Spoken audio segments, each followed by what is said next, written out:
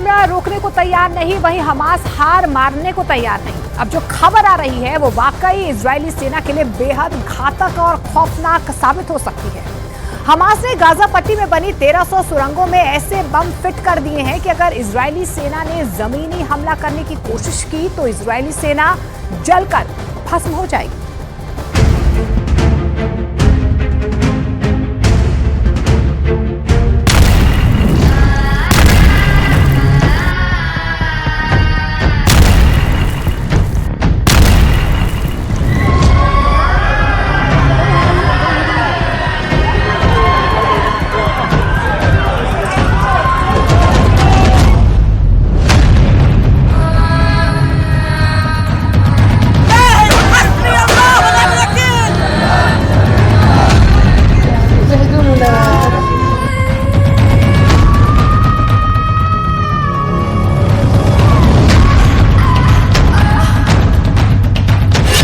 Hamas नहीं जीत पाएगा Gaza युद्ध।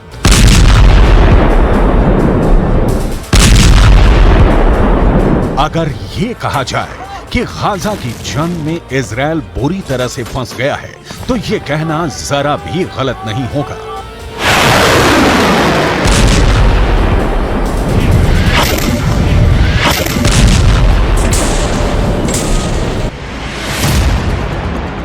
अगर ये कहा जाए कि गाजा की सुरंगों में हमास बेसब्री से इजरायल की आईडीएफ को तबाह और बर्बाद करने का इंतजार कर रहा है तो ये भी कहना गलत नहीं होगा। आखिर ऐसी क्या वजह है कि इजरायल के प्रधानमंत्री नेतन्याहू हमास का सफाया करने के लिए इजरायली फौज को हमले का ग्रीन सिग्नल नहीं दे रहे हैं? आखिर नेतन्याहू हमले का ग्रीन ऑर्डर क्यों नहीं दे रहे हैं?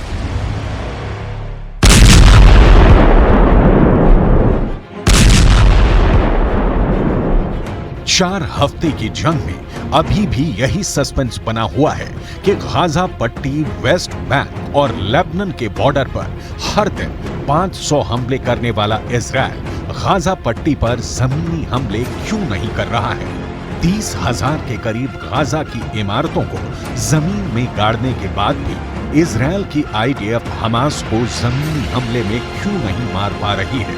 हम आपको गाजा युद्ध की ऐसी हकीकत और सच्चाई बताने जा रहे हैं कि आपके होश उड़ जाएंगे।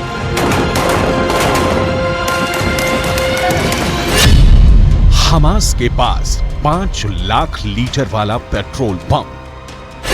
इजरायल की मोसाद को अपने सबसे टॉप खुफिया एजेंटों से पता चला है कि गाजा पट्टी में बनी 500 किलोमीटर लंबी सुरंगों में हमास ने इजरायली सेना को मारने की जबरदस्त तैयारी कर ली है। कुछ दावों के मुताबिक हमास के पास इस वक्त 5 लाख लीटर पेट्रोल और डीजल मौजूद है जिसे वो इजरायली सेना के खिलाफ पेट्रोल बम की तरह इस्तेमाल करने जा रहा है।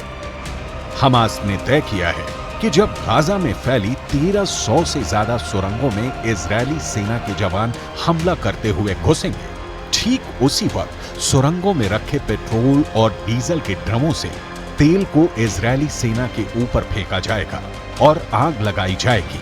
हमास ने सुरंगों के अंदर रखे पेट्रोल और डीजल को फेंकने के लिए जेट पंप लगा लिए हैं ताकि दूर से ही पेट्रोल और डीजल को इजरायली सेना पर फेंककर आग लगाई जाए। अगर इजरायली सेना हमास के इस पेट्रोल पंप की चपेट में आई तो उसे सैकड़ों सैनिकों का नुकसान हमला शुरू करते ही हो सकता है। हमास ने टनल वॉर में महारत हासिल कर रखी है और सुरंगों में रखे 5 लाख लीटर ईंधन को हमास पेट्रोल बम की तरह इस्तेमाल करने जा रहा है। यही वजह है कि इजरायल की आईडीएफ हमास की सुरंगों में घुसने की हिम्मत नहीं जुटा रहा है। हमास नहीं जीत पाएगा गाजा युद्ध। यही वजह है कि हमास को जड़ से खत्म करने के लिए इजरायली सेना के टॉप जनरल और कमांडर्स माथापच्ची कर रहे हैं कि सुरंगों में घुसकर कैसे हमास के 25,000 लड़ाकों का सफाया किया जाए। इसीलिए इजरायली सेना गाजा पट्टी में राहत सामग्री के नाम पर पेट्रोल और डीजल नहीं जाने दे रही, क्योंकि उसे पता है कि हमास इस ईंधन को इजरायली सैनिकों के खिलाफ पेट्रोल बम की तरह इस्तेमाल करेगा। इजरायली सेना के प्रवक्ता लेफ्टिनेंट कर्नल जोनाथन कॉन रेकस ने तो साफ कहा है कि हम किसी भी कीमत पर गाजा पट्टी में पेट्रोल और डीजल नहीं जाने देंगे।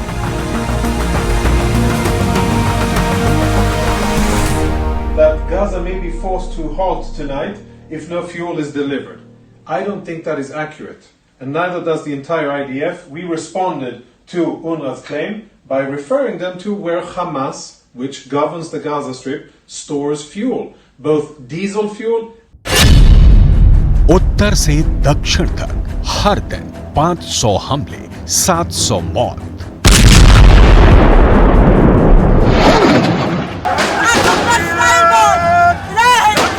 गाजा इंतजार कर रहा है, गाजा अपनी मौत का तमाशा देख रहा है।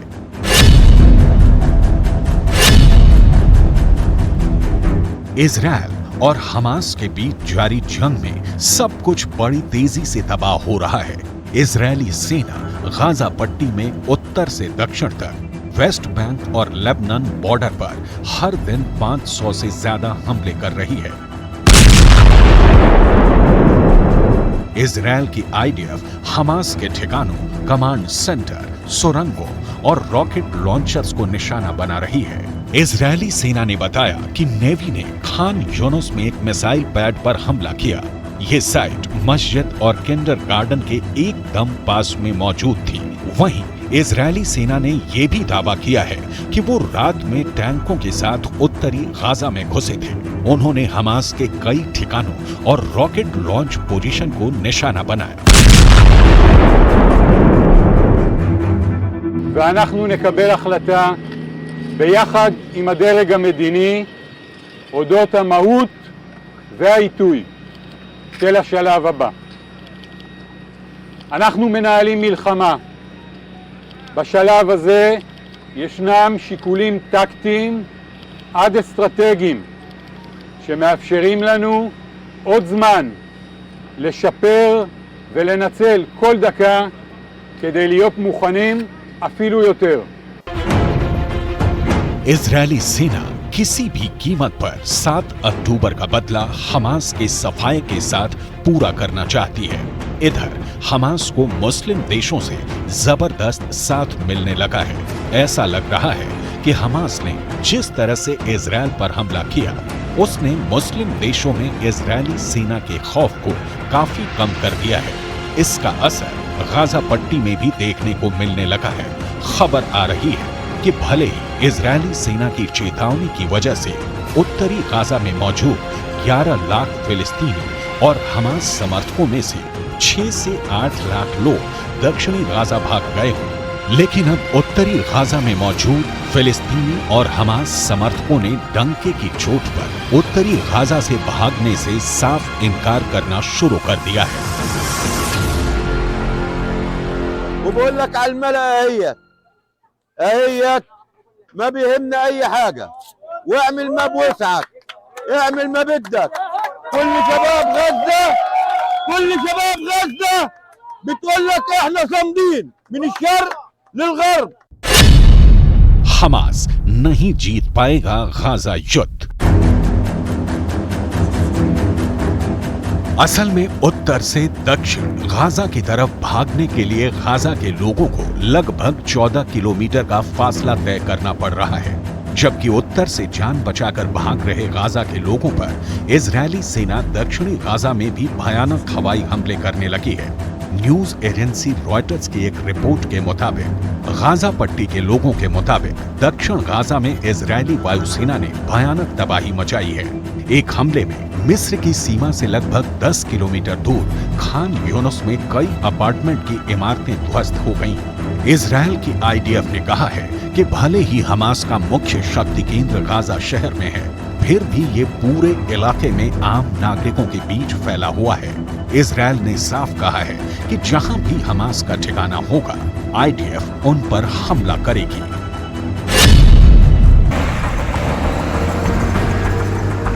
दूसरी तरफ यरूशलेम पोस्ट की रिपोर्ट के मुताबिक इजरायल अमेरिका की बात मानकर गाजा पट्टी में जमीनी हमले को कुछ समय तक टालने के लिए तैयार हो गया है।